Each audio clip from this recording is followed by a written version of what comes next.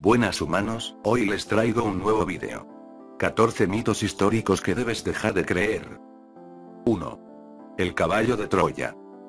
Los principales cuentos del caballo de Troya y la guerra, en general son poemas, específicamente la Ilíada de Homero y la Eneida de Virgilio. El poema épico de Virgilio es el que entra en gran detalle sobre el caballo de Troya, pero también vamos a tener en cuenta que el poema menciona dos serpientes marinas enviadas por Apolo que vienen a matar a un sacerdote, entonces exactamente no puede ser tomado como un hecho histórico. Hay muy pocos historiadores que aceptan el caballo de Troya como algo que sucedió exactamente como lo imaginamos. En lugar de ello, muchos proponen una teoría en la que el caballo era simplemente un ariete y los hechos quedaron distorsionados posteriormente por artistas. No era raro que los soldados le den nombres de animales a los arietes y también fueron a veces cubiertos por piel de animal para la protección contra las flechas de fuego. 2. El Coloso de Rodas. La existencia del coloso no está en cuestión. Fue una de las 7 maravillas del mundo antiguo y, con una altura estimada de alrededor de 100 pies 30 metros, fue una de las estructuras más altas de la época. Fue construido para celebrar el triunfo de Rodes en una guerra contra Chipre y se situó en la entrada del puerto. Todo esto es un hecho, pero un aspecto del famoso coloso es su postura. La idea era que el coloso se situara sobre el puerto, con cada pierna en un pilar gigante de los lados de la entrada del puerto. El problema es que no hay ninguna evidencia histórica para apoyar esta afirmación. Modernos ingenieros coinciden en que una estatua de bronce de este tamaño no sería capaz de mantenerse en esta postura. Por otra parte, la posición significaba que el puerto habría tenido necesidad de ser cerrado por completo durante la construcción y mantenimiento. La estatua muy probablemente estaba de pie en una posición normal a un lado de la entrada. La representación ficticia es, una vez más, el trabajo de artistas que pensaban que el coloso se veía mucho más imponente si se situara sobre la entrada del puerto. 3. Señal romana del pulgar abajo. Si sabes lo que un pulgar hacia abajo significaba en la época romana, esto probablemente significa que usted vio Gladiador y eso es todo lo que podemos decir con certeza. No se hace mención alguna de que con pulgares hacia abajo destinadas a matar al luchador derrotado. La práctica en sí existió y se llama pollice verso, que en latín significa pulgar girado. Sin embargo, todo lo que sabemos es que se trataba de un gesto del pulgar y eso es todo. Como antiguo poeta romano Juvenal escribió, los gladiadores se ganarían aplausos matando a quien quiera que la multitud con un giro de pulgar le ofrecen para matar.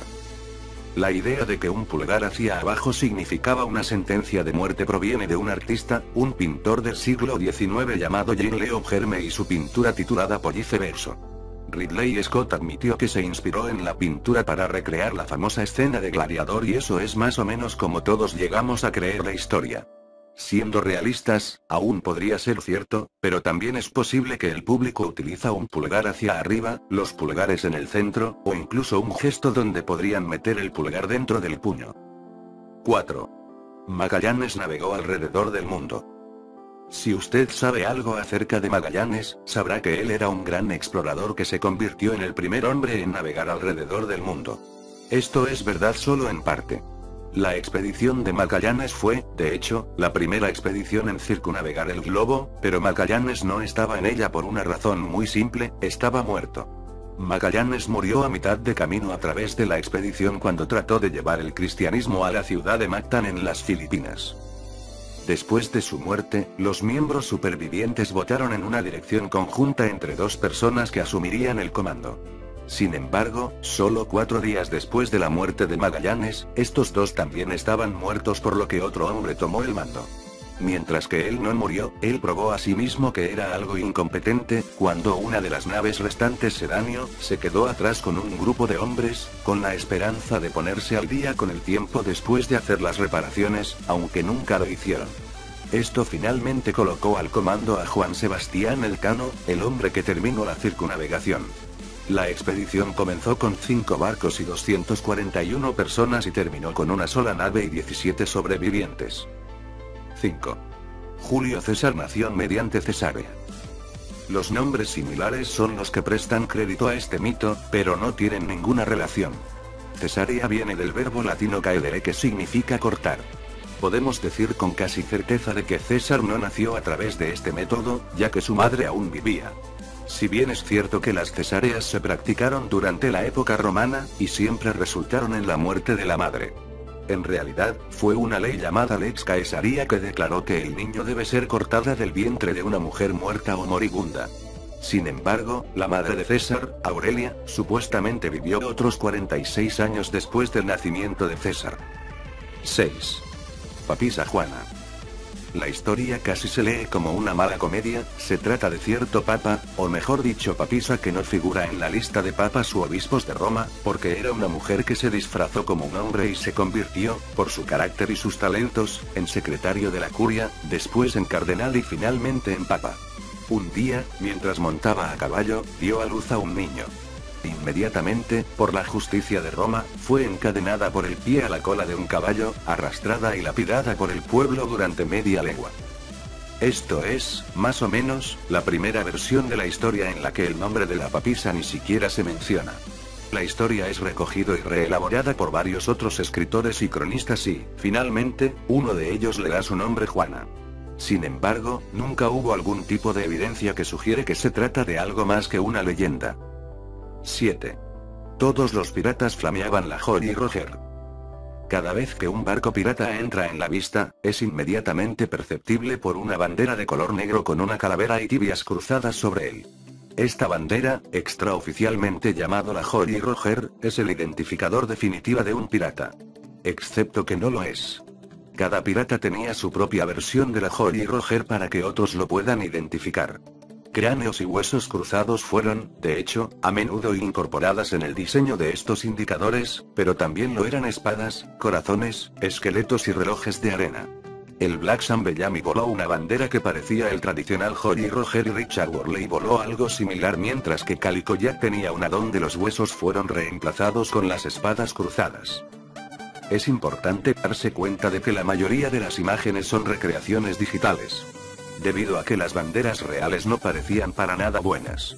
Ya que estas banderas fueron hechas por los piratas, no costureras. 8. Todos los vaqueros llevaban sombreros de vaqueros. Esta es una verdad a medias. Cuando decimos sombrero de vaquero, nos referimos a los Stetson, que es el sombrero que todo el mundo se está refiriendo cuando dicen sombrero de vaquero. Y es cierto que, en un momento, se convirtió en el tipo dominante de sombrero usado en el oeste. Sin embargo, esto ocurrió a finales del siglo XIX. En el viejo oeste, los verdaderos pistoleros prefirieron el sombrero hongo. El sombrero hongo se consideró un verdadero sombrero de hombre de trabajo. Una alternativa que los caballeros solían preferir era el sombrero de copa. El sombrero cowboy se convirtió en muy popular mucho más tarde. 9. Napoleón era enano. Él no era un hombre alto, pero medía alrededor de 1,68 metros que estaba a punto de altura media para la época. Gran parte de la confusión se ha creado debido al hecho de que los franceses y británicos utilizan ligeramente diferentes mediciones y la pulgada francesa era más grande. Sin embargo, el concepto fue adoptado rápidamente gracias a la propaganda británica y Napoleón quedó como el pequeño hombre más enojado en la historia. 10. Einstein era malo para las matemáticas. Este todavía se cree alrededor del mundo porque nos gusta pensar que está bien errar en las matemáticas ya que incluso a un genio como Einstein le iba mal. Como era de esperar, él era muy competente en matemáticas y física desde una edad temprana.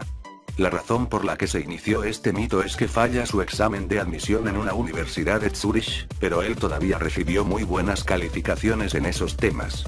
También solo tenía en ese entonces 16 años. 11. Los juicios de Salem. Probablemente no sucedieron como crees que lo hicieron.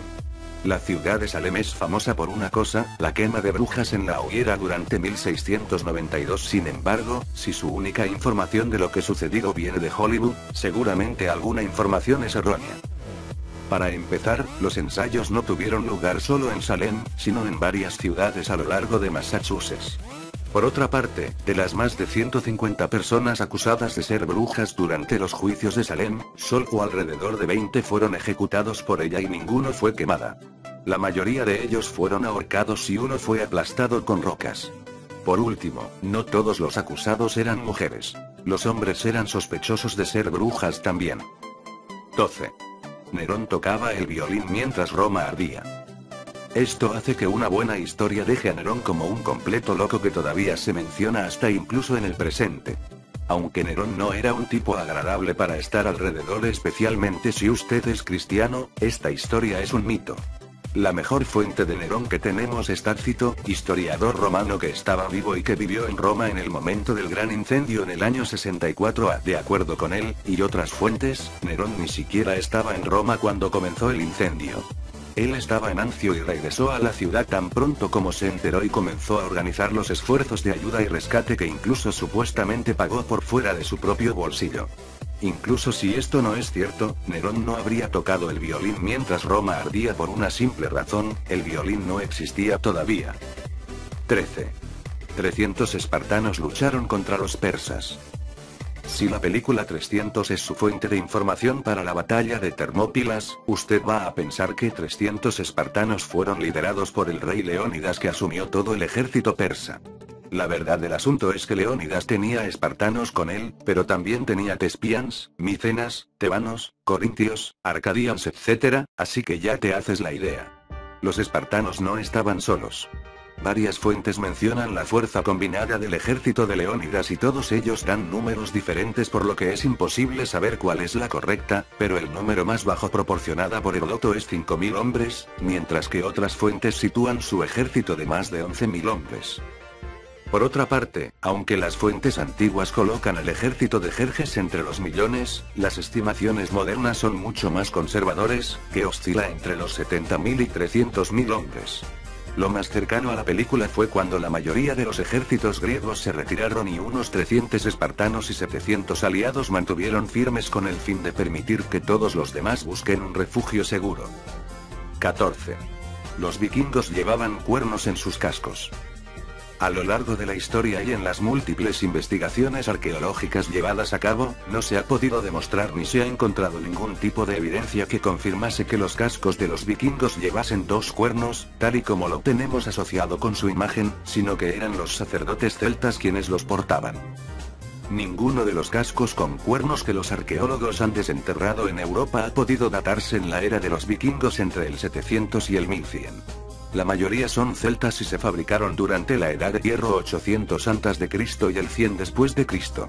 El único casco vikingo auténtico que se ha encontrado es del siglo X DC, pero es del mismo estilo que los cascos previkingos del período de Vendel. Hecho con placas de hierro, tiene aspecto de una gorra cónica con protectores oculares incorporados. Además, es posible que solo los altos cargos llevasen gorro, si es que los llevaban. La mayoría de ilustraciones de la época refleja a estos guerreros luchando a cabeza descubierta o con sencillas gorras de piel.